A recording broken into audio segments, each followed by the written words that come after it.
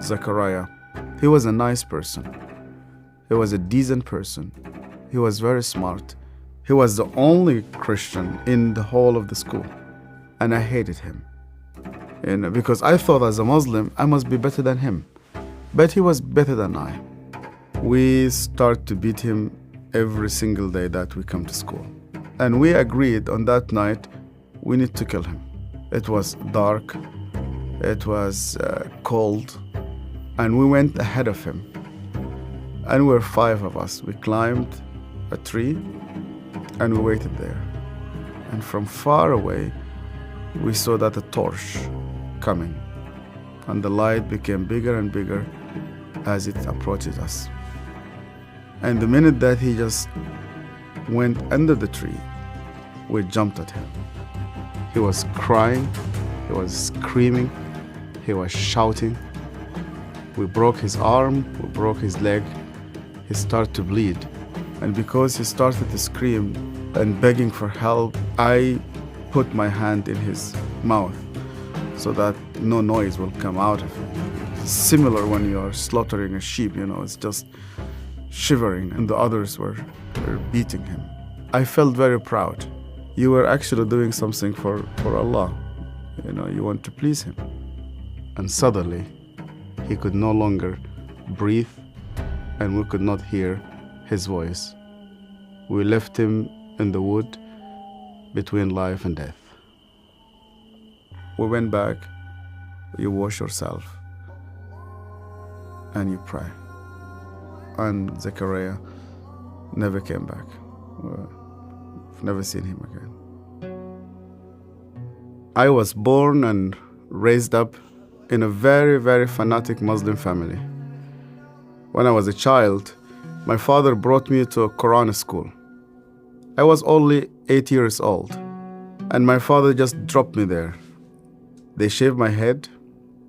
We sat in a circle.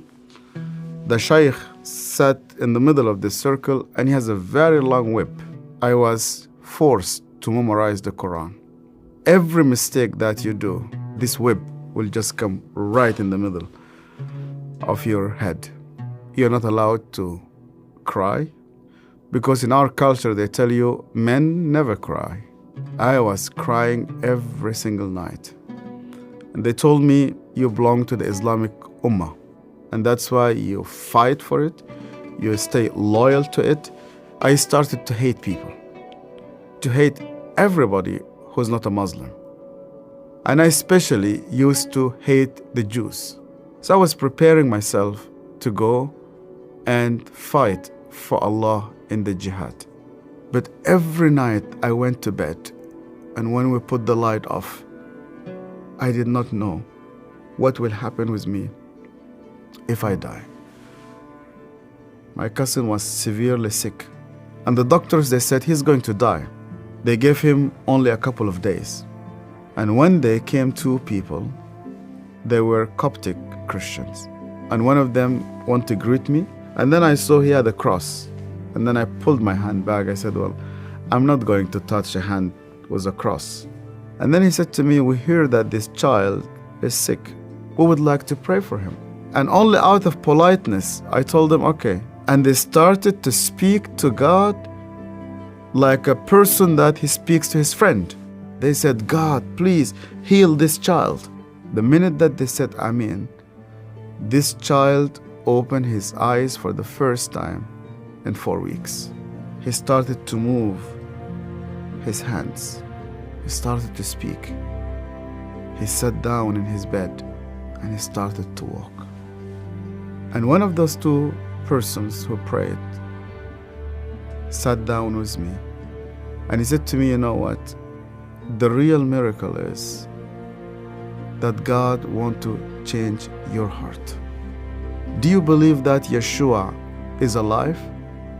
And I told him, yeah. Because according to the Islamic tradition, God took him to heaven and he's alive and he will come back one day. And he said to me, because he's alive, you can speak to him. That changed my entire life. And when I started to read the scripture, nobody needed to convince me to love the Jewish people. The only way for Muslims to start to love the Jews is when they meet Yeshua. I loved my family, I loved my father, I loved my mother, and I loved my community.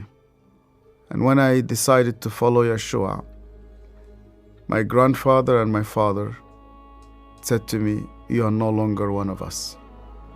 They made a funeral. They invited friends and family. They brought a coffin to the cemetery, and they said, "Our son is dead." To be declared dead with no family, I said to God, "Where are you?" I heard this voice, and this voice told me, "You know that the grave where your name is written, you know that grave is empty. And guess what? My grave is also empty." I went to Egypt for the first time after many years, and I was in a pastoral conference. And one of the Sudanese pastors came to me, it's an elderly man, gray hair, started to speak to me, and he asked me, "Where did you come from?" I told him my story. He started to cry. And then I asked him, "Why are you crying?" And he said to me, "Do you remember me? My name is Zachariah." And suddenly, I remembered him. The last time I saw him, it was in that dark night. I could hear suddenly the way that he was screaming, even though that was 25 years. Suddenly I started to see his broken arm and broken legs. I started to see the scars which I caused him. I started to be full of shame. I was a bad person, yeah. I was terrible. So Zachariah looked me straight into the eye again, and he said to me, "Yasser, because you hated me so much, I was always praying for you." He opened his Bible, and the minute he opened his Bible, I saw that my name was written in the first page. I hated him. He prayed for me. On that day, God confronted me. He said to me, "Even before you start to think about me, I was thinking about you. To love those who hate you, you need someone whose name is Yeshua."